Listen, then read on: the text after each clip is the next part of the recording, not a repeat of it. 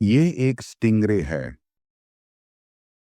मैं हमेशा सोचता था कि स्टिंगरेस कैसे स्टिंग करते हैं और स्टिंगरे के स्टिंगर के अंदर क्या होता है। मुझे लगा था स्टिंगरे स्कॉर्पियन की तरह स्टिंग करते हैं। स्कॉर्पियंस के पूंछ के एंड में एक शार्प टिप होता है और अगर आप ध्यान से देखो तो उस टिप पर एक छोटा सा होल होता है जिससे वो वेनम इंजेक्ट करते हैं। लेकिन मैं गलत था। स्टिंगरेज स्कॉर्पियन की तरह स्टिंग नहीं करते, क्योंकि अगर आप स्टिंगरे के टेल के टिप को देखो तो वो काफी पतला और फ्लेक्सिबल होता है और उसमें कोई होले भी नहीं होता। इसका मतलब है कि वो स्कॉर्पियन की तरह स्टिंग नहीं कर सकता, क्योंकि टेल के एंड में कोई स्टिंगर ही नहीं होता। असल में अगर आप स्टिंगरे के टेल के बेस को देखो तो वहां कुछ बाहर निकलता हुआ दिखेगा। यही है स्टिंगरे का असली स्टिंगर।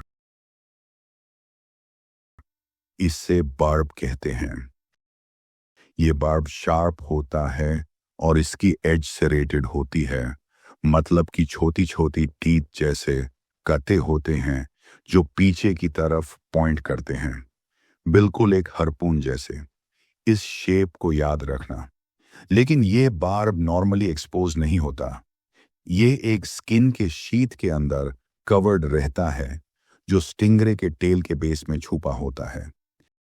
लेकिन एक बात ध्यान दो, बार्ब के टिप पर भी कोई होले नहीं होता, तो ये स्कॉर्पियन की तरह वेनम इंजेक्ट नहीं करता। तो फिर वेनम कैसे जाता है? जब हम बार्ब को फ्लिप करते हैं तो हमें दो ग्रूव्स दिखते हैं।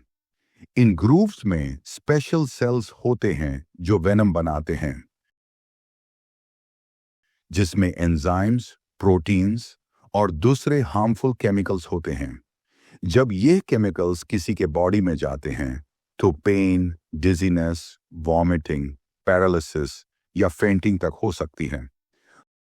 तो जब स्टिंगरे का बार्ब किसी विक्टिम की स्किन में घुसता है तो जो स्किन का शीथ है वो फट जाता है और उसके अंदर के वेनम सेल्स टीयर हो जाते हैं और वेनम बॉडी में लीक होना शुरू हो जाता है। अब वो बैकवर्ड फेसिंग टीथ यार्ड हैं। वो इंश्योर करते हैं कि बर्ब बॉडी में फंसा रहे, निकाल ना पाए,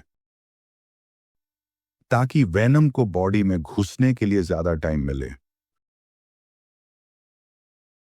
और इस तरह से स्टिंगरे स्टिंग करता है।